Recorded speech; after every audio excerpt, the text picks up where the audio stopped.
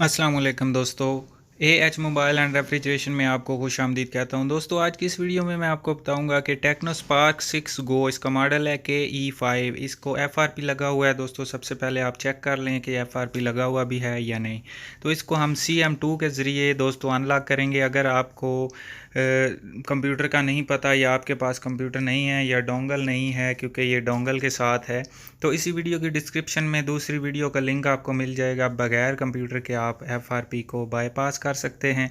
ये वीडियो है CM2 dongle के साथ। कुछ लोग कहते हैं जी ये वाला सॉफ्टवेयर हमारे पास ओपन नहीं हो रहा, तो इसलिए मैं इस वीडियो में बता रहा हूँ ये डोंगल के साथ है। यहाँ पे दोस्तों आप देख सकते हैं स्किप का कोई ऑप्शन नहीं आ रहा, तो लिहाजा इसको एफआरपी लगा हुआ है। तो अब दोस्तों चलते हैं कंप्यूटर पे और वहाँ पे देखते हैं इसको कैसे बाईपास अनलॉक करना है।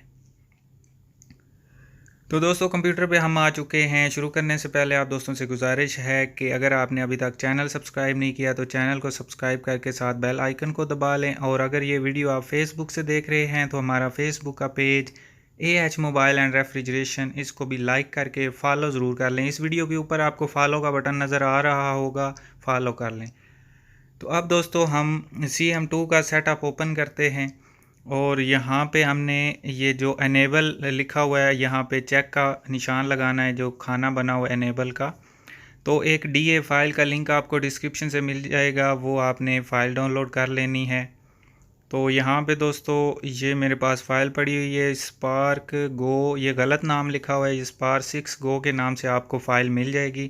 ये डाउनलोड करने के बाद दोस्तों आपने यहाँ पे सर्विस पे आके ये FRP रीसेट प्रोटेक्शन वाली बूट सेलेक्ट करके रीसेट के ऊपर क्लिक कर देनी है। उसके बाद दोस्तों मोबाइल को आपने कनेक्ट करना है। अब दोस्तों मोबाइल को कैसे कनेक्ट करना है वो आपने गौर से देखना है। अब लिखा हुआ आ गया वेटिंग फॉर डिवाइस, तो हम मोबाइल को सबसे पहले कर लेते हैं पावर ऑफ। और जैसे दोस्तों मोबाइल पावर ऑफ हो जाएगा, कोई बटन नहीं दबाना, कुछ भी नहीं करना, सिर्फ केबल लगा देनी है। इसकी कोई बूट की नहीं है।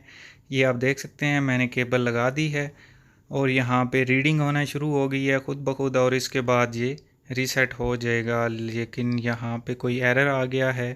मैं एक दफ़ा फिर से रीसेट सेटिंग के बटन के ऊपर क्लिक करता हूँ और फिर से मोबाइल को कनेक्ट करते हैं।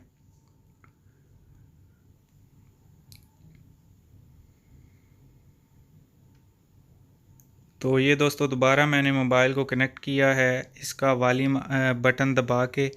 तो अभी ये आप देख सकते हैं ये रीडिंग शुरू हो गई है, लेकिन थोड़ा सा हैंग हो गया है कंप्यूटर।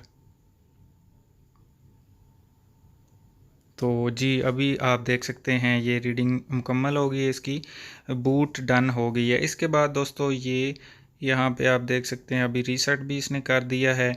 तो अब दोस्तों हम मोबाइल को ऑन करके देख लेते हैं। यहाँ पे FRP रीसेट हमें लिखा हुआ नज़र आ चुका है। तो दोस्तों केबल को हम निकाल लेंगे अब मोबाइल में से। तो मोबाइल को करेंगे पावर ऑन, सिर्फ पावर वाला बटन दबाना है और कोई बटन नहीं दबाना, सिर्फ पावर वाले बटन को थोड़ा सा दबा के रखना है और ये खुद ब खुद मोबाइल ऑन हो जाएगा। उसके बाद हम थोड़ा सा इंतज़ार करेंगे ताकि ये बूट मुकम्मल हो जाए, मुकम्मल फ़ोन वेलकम मेन्यू तक आ जाए।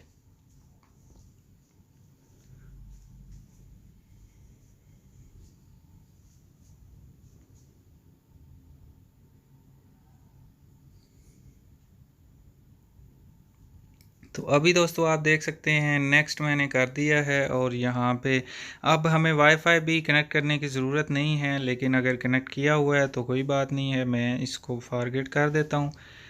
तो अब दोस्तों ये स्किप का ऑप्शन आ चुका है, जो कि पहले यहाँ पे वाईफाई कनेक्ट करने पर ही स्किप का ऑप्शन नहीं आता था, अब आ चुका है। और उसके बाद नेक्स्ट नेक्स्ट करके हमने मोबाइल को एक्टिव कर लेना है।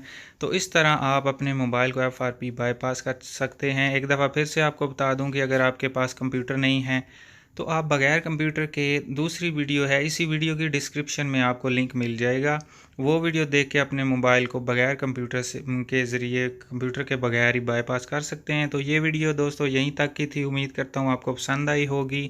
अगर पसंद आई हो तो लाइक ज़रूर कर दीजिए और दोस्तों मिलते हैं अगली वीडियो में एक नए से ट्रिक्स के साथ। तब तक के लिए अल्लाह हाफिज़, अल्लाह निगहबान, पाकिस्तान जिंदाबाद।